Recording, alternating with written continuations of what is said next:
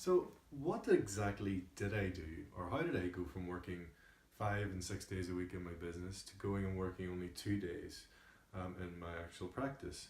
Well, the learning about how the online business world works and how people were actually making successful businesses just from sitting, I guess, from their own homes on their laptops, the laptop lifestyle, as we probably have heard about. Um, is an actual thing. So to start with, I was very skeptical. I thought this is just all a scam in a way. Like people are, they're probably trying to scam people out of money or something along those lines. But as I actually kind of learned more about how everything's set up, how you set up your own business from your own experiences and your own actual the value that you can bring to the community or to a community that will value what you're offering and pay you for what you're offering. But not only that, the fact that you can set something up and not even have a product, you can actually use other people's products and be effectively the middleman to refer those products and offer those products to people that need the actual product or the service. So the value exchange is still there, but you get paid an affiliate commission, so to speak. And that's purely around the online business world. Now, this was totally alien to me. Um, I was not aware that businesses could be set up and run like this. And it really did blow my mind, the fact that people were making so much money, or what appeared to be so much money, and was in actual fact so much money, um, from setting up and running pretty much an automated business that literally only required perhaps a few hours of your time commitment per week. So, I undertook the process, I went through the training, I developed kind of myself and the systems around how to set up a proper online business. But I felt a little bit kind of confused and stuck on about how I was going to offer the value. What was it? What was my niche going to be? So you're always advised to pick a particular niche, which is usually around health, wealth, or happiness. And within those niches, there are what are called sub niches. So they could be, in with regards to wealth, it could be, investing in property. It could be, the stock market, or in health or happiness. Well, in health, for instance, it could be to do with personal development. Well, that would be happiness as well. So some of these niches do cross over. So it could be things like how to improve your lifestyle, how to lose weight, how to build muscle, just general things. There's so many different things you can choose from. There's an endless list.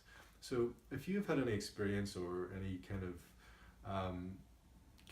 know-how around certain areas, even from your own life experience, that can be of real value for somebody else. So that was the whole concept behind kind of setting up and running the online business. Obviously, there's a lot more detail and intricacies that you can go into. I will not talk about on this video, but just to give you a general overview. So there are people effectively making an income, making a living from online business. That's their sole sources of income, and not just one. They could have multiple different online businesses. You just have to look at the likes of, for instance, YouTube. Just the other day, just yesterday actually, I think there was information released that I think I think it's a 7-year-old, one of the child YouTube stars who's 7 years old, who just talks about his toys and shows different toys that he plays with and gets. I think his family are involved as well. But I think he brought in $17 million last year just from doing YouTube videos. So that's an online business. But again, that's all very well. Having an online business is great. That's something that you have the option of developing. But I actually took the information I learned and implemented that into my current business, my small business, my optician's practice.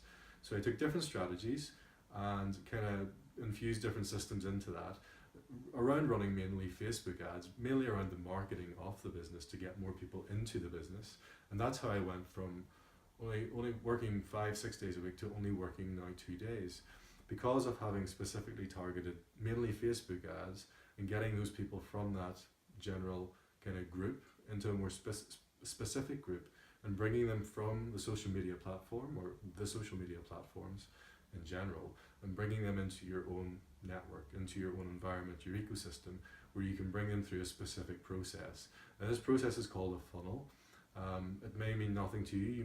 You may be aware of funnels. I'm not sure, but I certainly wasn't at the time. I thought a funnel was something you poured water into to put into like another container, which that is technically a funnel, and it effectively is similar to what we're talking about here. However, it's used in the online world to bring kind of traffic or leads well, mainly traffic to come through into a funnel, which is then you're generating a lead from that when they come to your landing page, and they go to various different pages within your funnel, and that basically brings them through a seamless process, as opposed to going to your website.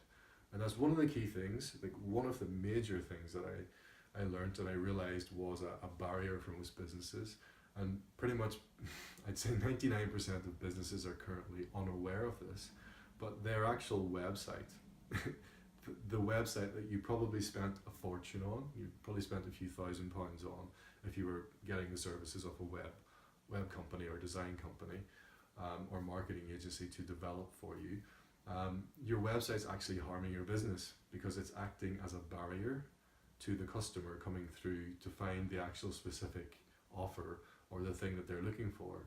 Whereas the opposite happens with the funnel. They're brought through a frictionless path, and it's more specific to what the customer wants or needs, and that brings them through the process and brings them into your practice or your business at the end of the whole journey. And that's how effectively it worked for me. I'm bringing customers through a funnel, taking them from online that effectively they may not know me or have never heard of me before, and bringing them into my funnel. And then they're basically qualified then as a buyer because they're coming through a process from something that they don't really know about to what they're becoming aware of, and then they realize, I really want this, and they take an action at the end that brings them into my practice. And as I say, roughly 95% of those people that have come into my practice from that have made a purchase, and they're generally higher spending patients as well, so or clients, whatever way you want to determine or define your customer. So that's how generally it works for me. But again, from having the online knowledge, you're kind of upskilling. I felt that for me, that's what it was. You're upskilling your knowledge because we all become complacent and confined to our own place of work, and you have to really look outside of that and look at the other options of how do I generate more income, how do I free up my time, how do I enjoy life more, and having the option of using online systems and digital systems and technology, that's really changed things for me. So I hope you find that useful.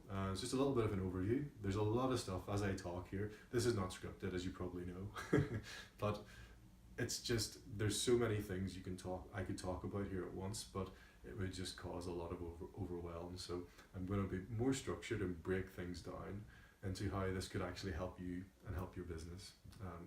So thanks for watching. Talk soon.